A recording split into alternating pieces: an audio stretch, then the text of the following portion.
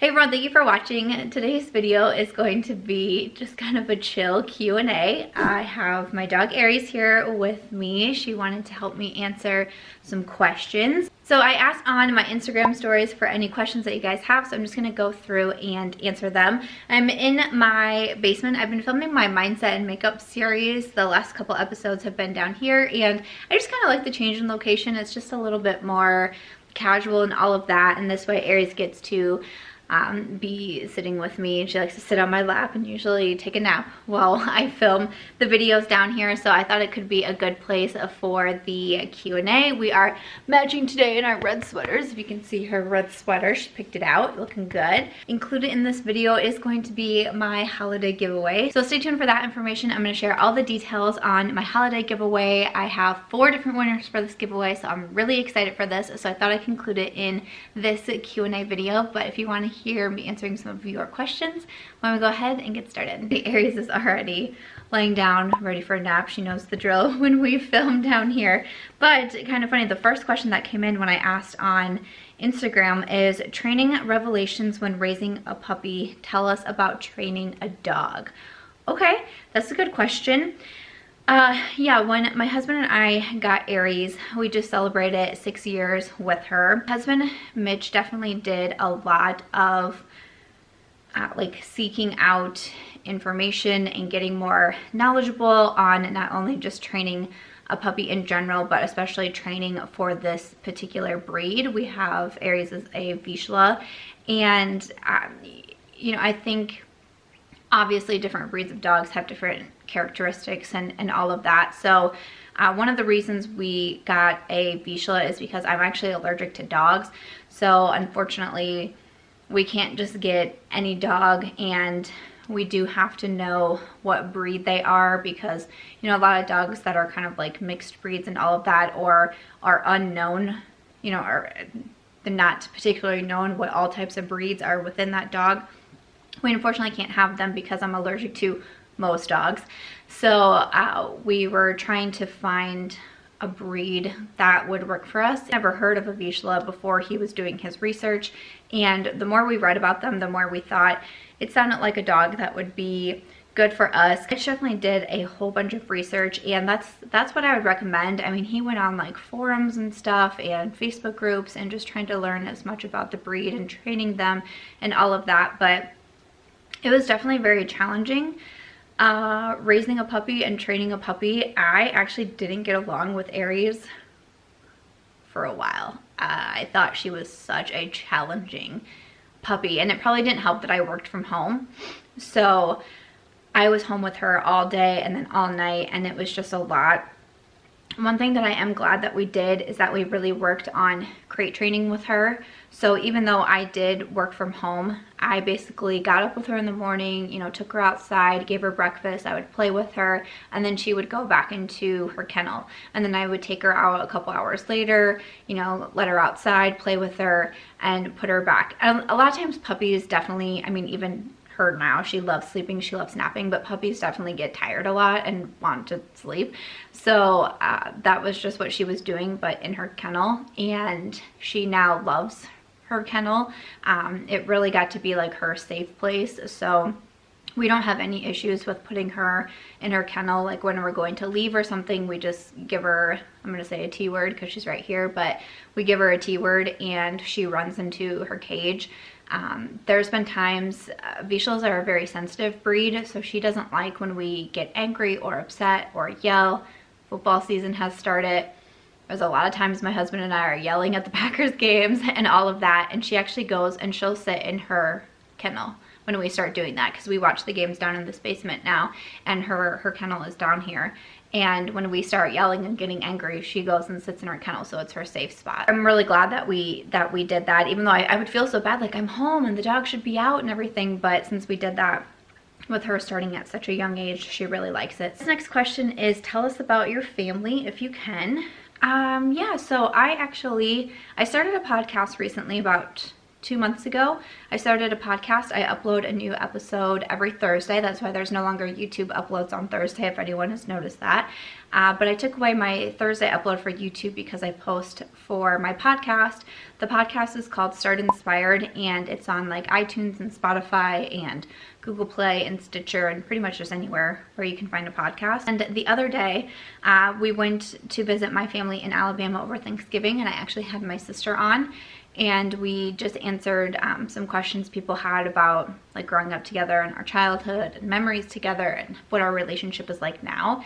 And that was the first time I've ever had a family member on any of my platforms, really. I've never had anyone in my YouTube videos, so it was really fun to do the podcast with her. So I always have my links to the podcast linked down below. I love podcasts. I listen to them every single day. So it's been really fun to start my own. But yeah, if you'd want to listen to that, it's episode 8.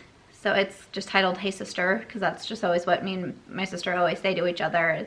Like whenever we're starting a conversation or texting, it's always, hey sister, hey sister. I have an older sister whose name is Gina, and I do have a younger brother, John. Gina married into actually the military when she was 18. Her boyfriend at the time, she'd been dating him for quite some time. He joined the military and they started to move all around. He got out at one point and then re-enlisted and actually enlisted in the Army. So they move around a lot. They have 4 kids. My mom travels with them wherever they move because my brother-in-law's been deployed overseas 3 times. So my mom started to move around with them to help because, you know, my brother-in-law would be gone for a year and a half at a time. I have a younger brother who I'm really close with as well. We live about 3 hours apart. John and I do, so it can be a little bit tough to see him, but we both try our best to do that. And yeah, I don't have a dad. My biological father is actually a sperm donor. So I only have my mom's side of the family. She has quite a few siblings, so I have a lot of cousins. I've played around with the idea of posting a video about, you know, having a sperm donor as a biological father and kind of how I felt when I found out, and still even just how I feel today. I'm the only person that I know in real life who is from a sperm donor, and it's definitely made me feel very alone sometimes, or just different and all of that. But it's kind of tricky because it's not only just my story to tell, it's also my mom's story to tell. You know, it definitely obviously affected her, you know, really started with her and her decision to have me. So yeah, so I have a pretty small family, but I'm really close with my brother, I'm close with my sister, I'm really close to my mom. Like I said, my sister has 4 kids, and then my husband has 2 siblings, and they each are married with 3 children, each of them. And we moved to his hometown back in April, and so we've been closer with, you know, his parents and his siblings and the nieces and nephews too. So this question is from Karen Harris. Hey girl. She said, if you could live anywhere else, where would you live? I probably would just live where my family was. My sister, like I said, married into the military, and we're 7 years apart. So she actually got married when I was only 11, and she had a honeymoon baby. So the following summer after they got married, and when my first niece was born, I became an aunt when I was 12. I actually went down to Camp Lejeune where they were stationed, and I stayed the whole summer with them. And we kind of touched on it in the podcast, but every time she's given birth to one of my niece or nephews, and even when she adopted my youngest nephew on her side, I've always been there. My family is really important to me. We, you know, we definitely struggled as a family through my childhood and growing up, and there's just been a lot of hardships, but I think it really makes me not take my family for granted. I really do try hard, and especially being separated from my siblings. I was separated from my brother for a while for, you know, some hard reasons. My sister moved away when I was younger, so it's really hard for me to take my siblings for granted because we're not around each other a lot. We really do have to try to keep in touch with one another and really stay up to date on lives, and we really have to work hard to travel to see one another. It's usually like when I go to see my sister, it's a whole event trying to go and see her and everything. And even same with my brother, it's, you know, we usually have to carve out time of our schedule. It's not like we can just go and grab dinner or something sometime because we live so far away. So when I went to college in Iowa, it's kind of planned that I would go to school, get my degree, and then go start traveling with my family. Because at the time that I went to college, they were moving like every 2 years. My brother-in-law would get stationed somewhere else and the whole family would pick up and they would move again. And like I said, my mom joined them about halfway through my first year of college. My mom started to move around with my sister's family. And so that was just kind of always my plan, was I was just gonna move around with them just to be able to be close to them. And I love traveling, so I thought it'd be a fun way to, you know, live in a bunch of different areas too. But I did meet my husband in college. We're a year apart, so we met his first year of college, my second year of college, and ended up getting married, and we chose to stay in Iowa. And again, it's why I did kind of look forward to this move. We moved from the Des Moines area, which is very large. There's always a lot to do there and all of that, but we moved to a smaller town. And I like being closer to family. Again, I didn't have that a lot when I was growing up, so it means a lot to be able to be close to family. So yeah, if I wasn't living here, if I wasn't married to Mitch, and if we weren't living here, I'd probably just be living wherever my family is, which at the time is Alabama. One question is, now that Lauren is out, how long do you anticipate for your next book to come out? Thank you for asking. So my 8th novel just released recently on November 22nd. I came out with the 6th Lauren. Lauren is a part of a series, the 6 series.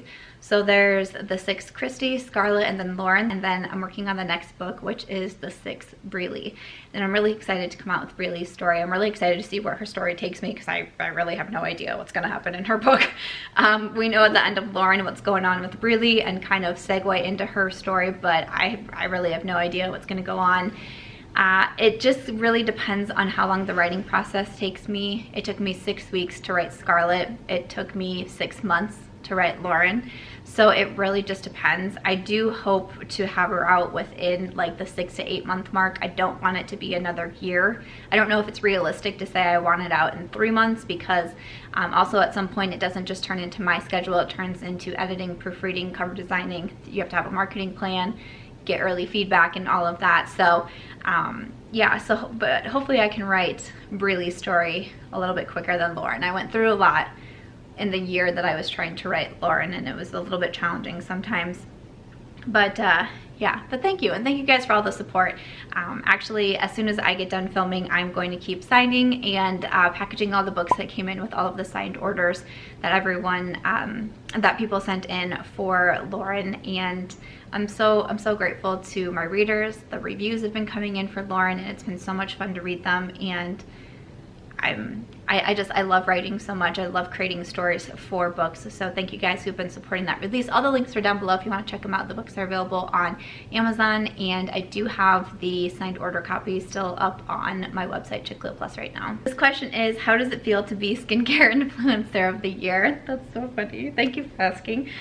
So I was actually nominated in the American Influencer Awards this year, and I was nominated for Skincare Influencer of the Year, and I actually did end up winning, which was very exciting. I traveled to LA. I do have a live chat kind of recapping my entire experience there and going to this award show and who I saw and who I met and how it felt to hear my name called and all of that, so I can link that down below. You know, I feel like I have a lot of different thoughts on the situation in the award show, and some I do go into that live chat. It was just a really interesting experience, because when it first came out and when I first got told that I was nominated, I didn't know for what. They didn't tell me what category, and it wasn't until months later, because the award show actually got pushed back. It was supposed to be held in March and it got pushed back to November. And it wasn't until October 1st when the voting, it was the night before the voting started, which was October 1st, like September 30th, they sent me a message and it had like my photo and everything to share, and it said Skincare Influencer of the Year.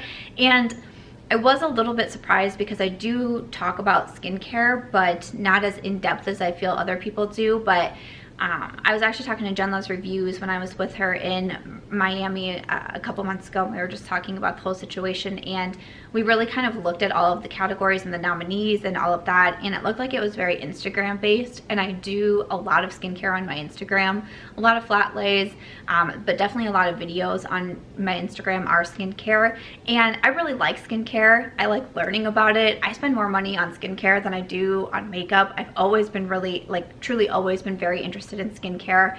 I learned from a very young age from my grandma to never sleep in your makeup and how to take care of your skin, and that really she taught me that your skin is more important than the makeup that you put on. Like having your, you know, a good face comes first and all of that. So I've always been interested in that, and for a while I would do skincare videos a lot on YouTube, skincare collections, skincare routines, skincare reviews, skincare empties, but they didn't seem to get as good of views. Like I've done one brand skincare routines and reviews and collection videos and all of that, but they just didn't really seem to get a ton of great views over here. So I just didn't know if people didn't want to see them, or, you know, skincare can be such a hard thing because everybody's needs and faces and issues are all so different, and, you know, a skincare product can work so differently from me to the next person. So I don't know, so that's why I really took it up on my Instagram, because I still enjoyed it. I still wanted to talk about it, but I wanted to, you know, hopefully find a place where people enjoyed it a little bit more. So I really have done skincare a lot over on my Instagram, so I'm assuming maybe that's why my nomination came through. But I think what was really overwhelming about winning the category is that how the American Influencer Awards were put together was it was based off of votes. So whoever had the most votes in each category was the winner, and I think that was what was most overwhelming for me, to be winning that category, because I was up against some really well-known names, some very popular people, skincare brand owners, and to know that I won because so many people voted for me, because I have such a loyal community, I think that's really what meant the most to me, because I really didn't think I had any sort of chance. I just kind of went because, you know, I had a ticket. Like I had to pay for my own airfare and hotel, but I was given a ticket to the show, and, you know, would have like a seat and everything like that as a nominee, and I was able to like walk the pink carpet and everything. And I just thought, well, when is this experience, like when am I ever going to get this opportunity again? From so long ago, I had written on my bucket list to attend an award show. I thought maybe it'd be like the ESPYs with sports, or I don't know, the Grammys or something, as like a seat filler. So it was like, well, I get to go to an award show as a nominee. Like, how exciting is this? When will I ever have this opportunity? And so many of you talked me into going, because I was like, I don't know. And when I heard my name called, it was really such a cool moment, because it really showed me how many people I have rooting for me and wanting to see me succeed and wanting me to have recognition in this industry. And that's what I was most excited for, and that's something that just will really stick with me for a really long time. I felt all kinds of feelings that night, and it was just such a cool experience, and I'm so grateful to all of you who voted and kept voting for me and just wanted to see this girl from Iowa up on that stage. It meant so much. So the question is, what is your proudest 2019 accomplishment? And I think that's really tough to come up with one thing. But I think one of the things I'm most proud of in 2019 was that I really tried to be a lot more open about mental health and struggles, and kind of even behind the scenes, like some things that I tried to do with my mindset and makeup series of showing what it's actually like to be a YouTuber, to show how much money you really have to put into it, and some of my other videos talking about how much comments and the negativity and the noise of the internet can really impact you. But again, especially going back to mental health and just being really open and honest about it, I felt like I really tried to be very real with that, because for a long time, I've touched on this in one of my podcast episodes, but when it comes to like the internet and social media, it seems like so many people are just only trying to ever put their best face forward, their most flawless, most edited photo out there, having a feed of just their best life, and it's just not always that way. And when you are struggling and you feel like you're the only one struggling because everyone else's social media is just their best moments, it can be really hard to feel like it can just be very lonely, and it can be even more troubling having that kind of mindset. So I feel really proud that I don't know, I like to think of it as like having a platform. There's a few things that I want to use my platforms like YouTube and Instagram for, but I want to have kind of like a purpose to it. And one of my purposes is talking about mental health and how people can struggle with it and how that's okay, and just kind of make it a less of a taboo topic, because especially as I was growing up and in the 90s and the early 2000s,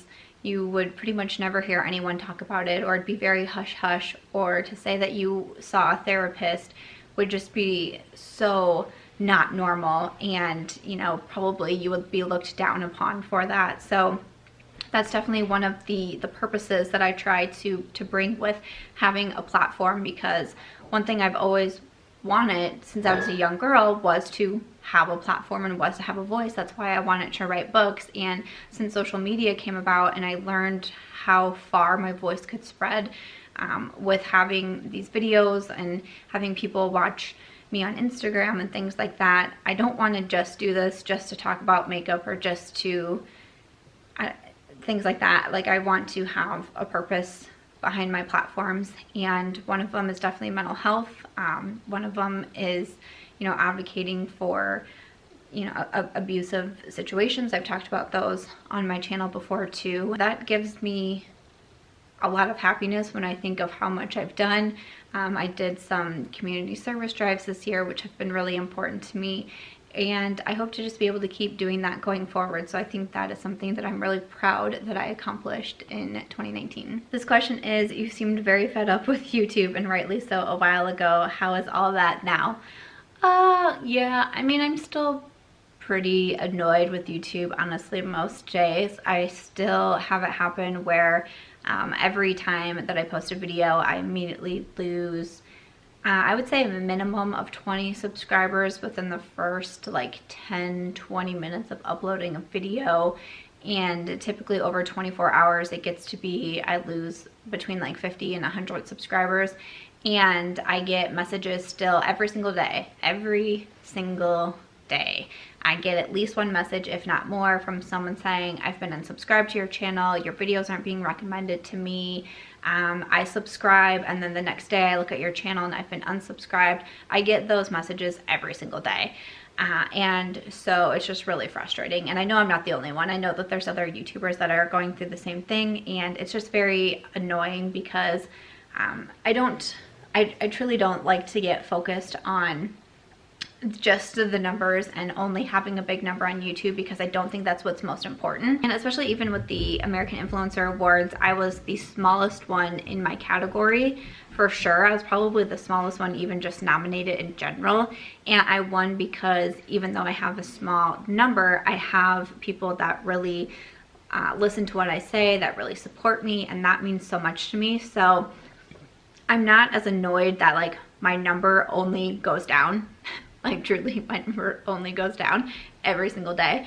That part is just like whatever to me, but it's getting messages from people who I see them comment on my videos every time I post one, and they're getting unsubscribed and my videos aren't showing for them. And that's what makes me frustrated, because you know, like I said, I want to have like a purpose and a platform with my videos, and how can I reach more people, or how can I keep reaching the people that have made the decision to subscribe and have made the decision to watch my videos if the platform of YouTube isn't allowing that. That's what's frustrating to me. So it still happens, it's still happening. I just kind of expect now every single time I post that I'm just gonna keep losing. My income has been pretty much cut in half from YouTube since it started. kind of being hit with whatever that is. So yeah, I mean, it's frustrating, but there's not really anything I can do. I've asked for help from YouTube so many times at this point, and all they keep saying is it's not us, it's not us, it's not us. So they're not going to be helpful at all. And yeah, that's why, I mean, I would never put I don't want to put everything into YouTube, because again, I don't control YouTube, I don't own YouTube. That's why I still have my blog. That's why I continue to publish books. That's why I started a podcast. Like, I'm trying to find other avenues to still be able to have a platform and reach people and talk to them, because I don't know. I don't know when YouTube is just going to make my channel obsolete, but that feels like the direction it's going. The question is, do you plan on doing any book tours or meetups in the New York, New Jersey area anytime soon? I would really love to do a book tour. I was kind of thinking about it for Lauren, and I don't know, I just didn't know, but I think I really want to try to do something for when I publish Breedly, maybe picking like 5 or 6 cities or something around the US and being able to go to them, and you know, people can come and just like hang out or whatever. I've actually done some book signings in the past. They were all group events that I've done in the past, so it was me and like 3, 4, 5, even like 6 or 7 authors that we just all got together and did book signings and kind of just had a fun time that way. And I really enjoyed doing them, and it was a lot of fun. And so I'm thinking about it. It's kind of one of those things where I just don't know if people would want to come. I'm a self-published author, so I don't have like a publishing company putting on tours for me and like paying for me to travel around and do that. So it would probably be very expensive to try to put together, but I don't know, I think it would be a lot of fun. I've been getting asked more and more if I would do something like that. So I'm hoping maybe for the next release for Braylee's book that maybe we could put something together. So I think it would be fun. It's just, I don't know, it's kind of hard for me to I don't know, accept that people would want to come to a book signing. You know, which sounds so silly, but yeah. The question is, are you working on your next book yet? I am. I definitely am. This question is, are you doing anything special video-wise for the month of December, like Vlogmas? I don't think so. I've never really partaken in Vlogmas in the past, where typically Vlogmas is where you post like a vlog or a video every single day from December like 1st through 25th. I never did like consider it to be a Vlogmas, because I think it was for almost 2 full years I posted daily on YouTube. And so there was that. I've always posted a lot of videos on YouTube. I post now, what, 5 days a week, sometimes 6 days a week. I try to do a live chat once a week. I had been trying to take Saturdays off, and then I just recently cut out Thursday's video because of the podcast. I typically do a live on Tuesday, but it's, I don't know, it's just kind of getting more challenging for me, especially with YouTube, and especially because every time I upload, something is triggering YouTube to wash away so many of my subscribers. And again, it's not just all about the numbers, but like I said, my income has been cut in half over the past several months here from YouTube, and all it does is continue to go down. We can see like on our back end, we can always see the income and everything, and it's just going down, down, down. And I can't continue to put so much of myself and put so much of my time, my energy, my effort, and my own money into something if I'm not going to be able to make money. I unfortunately do not have that kind of lifestyle where I can just do things for fun. I don't have anyone else paying my bills or providing for me. I do have to work to be able to do that. And since I've been hit with whatever is going on, it just, you know, I've done it before. I've done it in the past. I've talked in videos about how much money I spent and how much debt I put myself into trying to create a YouTube channel. Again, it's that whole like, I'm trying to show others what it's actually like to be a YouTuber, especially if you're not one who's been doing this for a ton of years and have millions of subscribers and all these brand deals and all of that kind of thing. It's a lot of your own money to put into it, and I just won't let myself go down that road again of spending so much to try to continue to have a successful YouTube channel. So especially because of YouTube deciding to do its own thing with my channel, I just, you know, that's why I'm trying to do other things and all of that and continue with my books and find other platforms, because I don't know what's gonna happen. So okay, I think that's where I'm going to wrap it up with some of the questions. And like I said, I do have the giveaway that I still want to go over for this video, but thank you to everyone who sent in a question of the giveaway to get to. So I did want to go over that because this is going to be my holiday giveaway, so I'm very excited about this. So if you've made it to the end, then yay, because I'm going to go ahead and go over how to enter and the prizes and all of that. But basically I've just been working on putting together some kind of like mystery boxes for the holidays. So I have 4 different just large flat rate boxes from USPS, and I'm just trying to fill them up as much as I can. I'll either insert some photos or like some video clips or something of the different boxes that I'm trying to put together. But I mean, there's palettes and skincare and I don't know, face items, lipsticks, lip sets, brushes, if I haven't said that. I'm just going to try to pack them as full as I can, and there's going to be 4 different winners, and I hope that you enjoy the prizes that are inside. So I thought I would do it a little bit different this year because I feel like I've been kind of like, my giveaway boxes have been kind of overflowing, and instead of just doing one really big one, I thought I would break it down into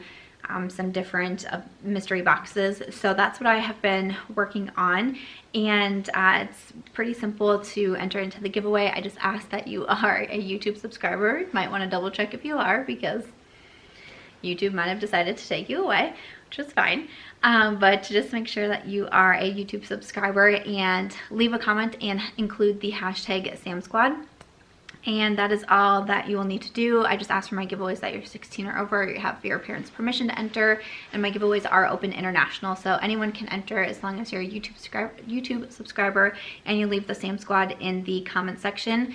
There's going to be kind of how I'm going to do this is I'm going to pick 2 winners from my YouTube comments, and then there's also going to be a winner on Instagram and also on Twitter, because I use those platforms really frequently as well. So I'll have links to my Instagram, which is March Beauty Word, and my Twitter, which is by Samantha March, in the description box, and I'm gonna share about the giveaway on those platforms and have a way to enter over there too. But so yeah, 2 YouTube winners are going to come from a Sam Squad comment in this video. That'll be the Instagram winner and then also the Twitter winner. So for YouTube, if you are the winner, I'll respond to your comment and go about it that way. Instagram and Twitter, I will DM you as well.